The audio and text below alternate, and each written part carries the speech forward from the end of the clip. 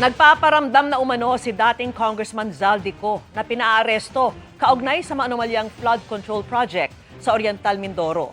Ayon kay Interior Secretary John Vic Remulla, ipinarating ito sa kanyang kapatid na si Ombudsman Boying Remulla sa pamamagitan ng isang grupo ng mga pare. Nakatutok si June Veneracion. Makikita naman ninyo sa... Saktong 2 buwan na ngayong araw, mula nang ianunsyo ni Pangulong Bongbong Marcos na may inilabas ng warrant of arrest laban kay dating Congressman Zaldico, kaugnay sa maanumalyang proyekto sa Oriental Mindoro. Pero ni anino ng dating mambabatas, di pa rin natutunton hanggang ngayon.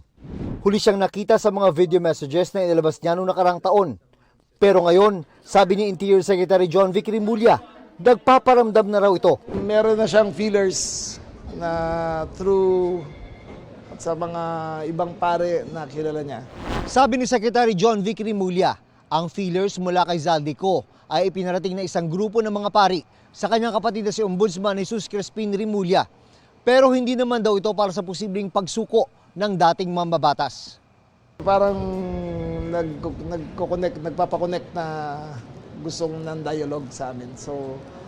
Pero of course, that's not verified. Parang nagsabi pa lang, sinabi ng kaibigan na pinaparating. Sa huling monitoring, nasa Portugal daw nagtatago ang dating mambabatas na itinuturing na isa sa mga pangunahing personalidad sa mga maanumalyang flood control project.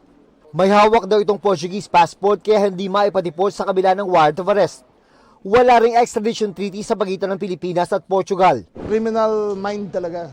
May escape route kaagad eh. Di ba? Galing na escape route niya. No? Maaga pa lang Feb. 1 year na siya. Nasa ano? 1 year na siya abroad.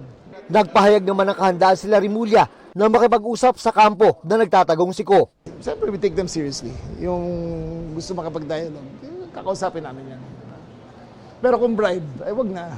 Para sa GMA Integrated News, June Veneracion, nakatutok, 24 oras.